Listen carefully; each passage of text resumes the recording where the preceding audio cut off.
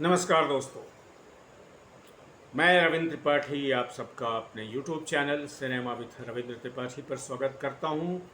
आज फिर से एक मुकदमेबाजी की बात करूंगा। कुछ दिन पहले मैंने वाशु भागनानी ने अली अब्बास जाफ़र पर जो मुकदमा किया था और उनके बेटे जैकी भागनानी ने, उसके बारे में वीडियो किया था। उसी में कुछ नया डेवलपमेंट हुआ है, उसके बारे में आप बता रहा हूँ क्योंकि बड़ा रोचक है। सिर्फ मुकदमाजी के लिए नहीं बल्कि कैसे एक निर्माता जो कंपनी है, जो प्रोड्यूसर हैं, वो कैसे जब अपने स्टाफ को या अपने जिनसे काम ले रहे हैं उनके बीच में पेमेंट को लेकर के जो तनातनी होती है, वो उसके क्या क्या दुष्परिणाम होते हैं या क्या क्या नतीजे निकलते हैं, इसके बारे में बात कर रहा हूँ। मैं नहीं जानता एग्जैक्ट फैक्ट क्या है, शुरू में कह दूँ कि बाशु भागनानी और जैकी भागनानी सही हैं या अली अब्बास जाफ़र सही हैं या जो दूसरे क्लेमेंट हैं जो कर रहे हैं कि जो इन लोगों का जो भागनानी परिवार का जो पूजा एंटरटेनमेंट है वो सही है।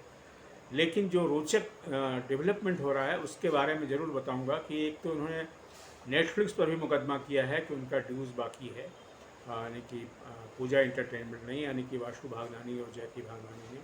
और नेटफ्लिक्स की ओर से भी मुकदमे में कहा जा रहा है कि ऐसा कुछ नहीं है बल्कि उल्टा उनका ही पैसा बाकी है।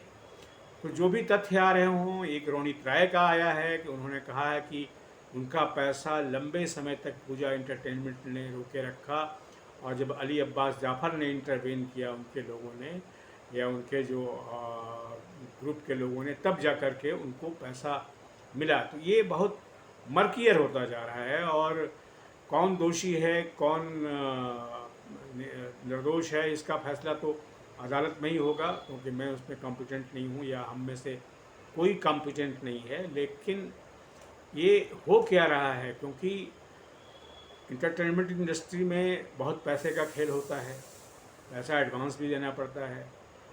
लेकिन पैसे का खेल जब हो जाता है और जब फिल्म सफल हो जाती है तो शायद वो बातें भुला दी जाती है, और जब फिल्म असफल हो जाती है तब वो मामला जो है वो जोर पकड़ने लगता है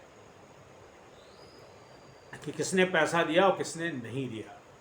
तो ये जो चीज़ें आ रही हैं सामने, वो मुझे लगता है कि बॉलीवुड के लिए एक बहुत ही इसके इमेज के लिए, उसकी छवि के लिए तो बहुत ही ख़राब चीज़ है। और खुद जो पूजा एंटरटेनमेंट है, यानी कि वाशु भागनानी और जैकी भागनानी, उनके इमेज के लिए भी है। और जो इसमें दूसरे लोग इन्वॉल्व हैं, अली अब्बास जाफ़र, नेटफ्लिक्स, इन सबको मुझे लगता है कि बैठ के कुछ चीज़ें अंत में कोई मीडिएटर के सहारे सुलझा लेनी चाहिए।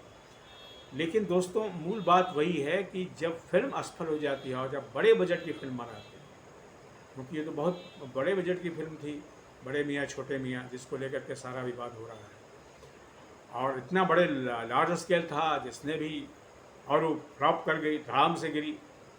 तो अब इसका जो खमियाजा है वो अब कौन, उसको कौन भरपाई करे। आदमी की प्रवृत्ति एक होती है शायद कि अपनी विफलता की जिम्मेदारी वो दूसरों को डालना चाहता है, दूसरों पर थोप देता है। कुछ कुछ शायद यहाँ भी ये भी हो रहा हो।